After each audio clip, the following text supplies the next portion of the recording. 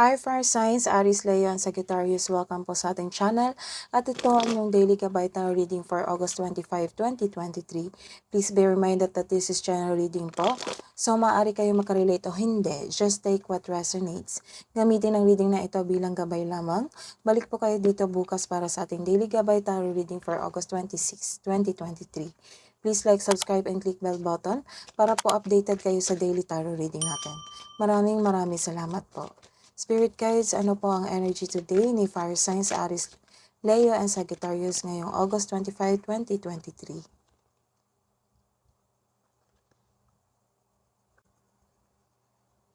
You are avoiding a change. Nagkaroon ng new cycle pero hindi ka komportable. May pag-atras, pagtakas sa isang sitwasyon, bagay man, lugar, or tao.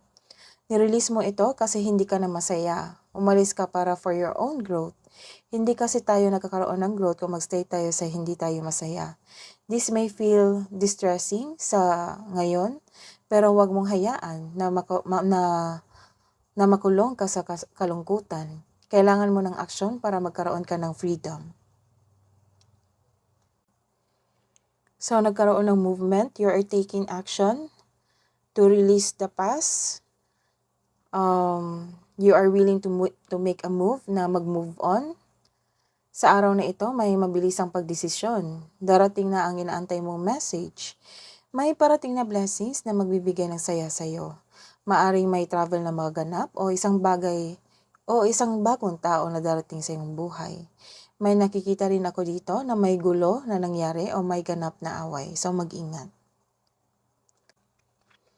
Ano pa po ang mensahe nyo para kay Fire Signs, Aries, Leo, at Sagittarius ngayong August 25, 2023? Spirit Guides, I need 2 cards po.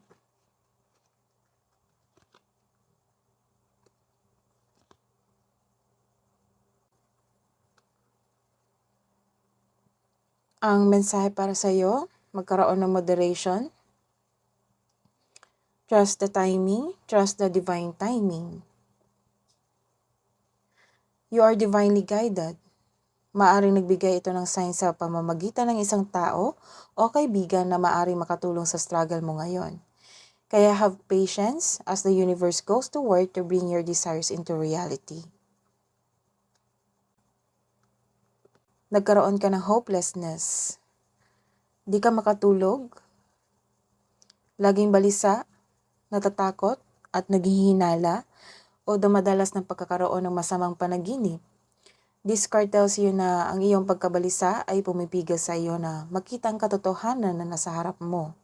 Ang stress ay isang normal na bahagi ng buhay, ngunit kailangan mo itong labanan sa pamamagitan ng pag-unawa, pagtanggap sa isang sitwasyon. Makakatulong ang journal o diary, isulat mo ang iyong mga nasa isip upang sa gayon maalis ang mga ito sa iyong isipan at mapuntas ito sa pahina. Makatulong din ang pag-share ng iyong thoughts o ang inyong worries sa inyong mga kaibigan, sa inyong mga trusted friends. This card tells you to make change. Itong pangyayaring ito ay pansamantala at lipas din. So, trust the divine timing. Listen to your intuition dahil makatulong ito sa iyong sarili. Let's see your career and money. Fire Signs, Aries, Leo, and Sagittarius ngayong August 25, 2023. I need 2 cards po.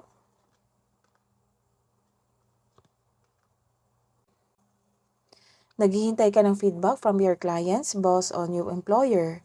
At itong balita na ito ay may offer na makakatulong sa iyong buhay pinansyal. May recovery na naganap.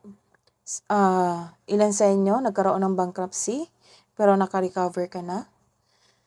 You're healing yourself from a heartbreak. You are letting go from pain at masakit na alaala sa iyong workplace, sa iyong negosyo. Kahit malungkot ka ngayon, hatid ng disappointment o heartbreak, patuloy ka pa rin nag-make move na for recovery and releasing a pain.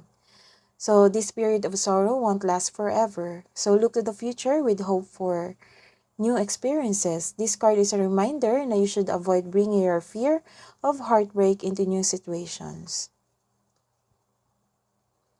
Let's see your love and romance fire signs, Aries, Leo, and Sagittarius ngayong August 25, 2023. Spirit guides, I need 2 cards po.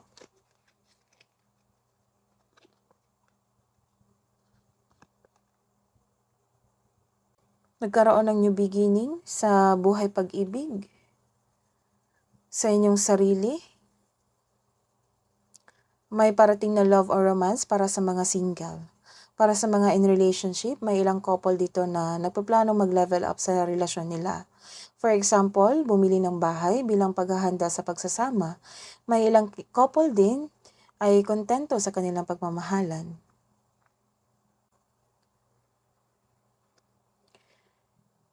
Ilan sa inyo nagkaroon ng focusing on luck, feeling physically or financially deplete sa buhay kaperahan, sa buhay pag-ibig, love and romance.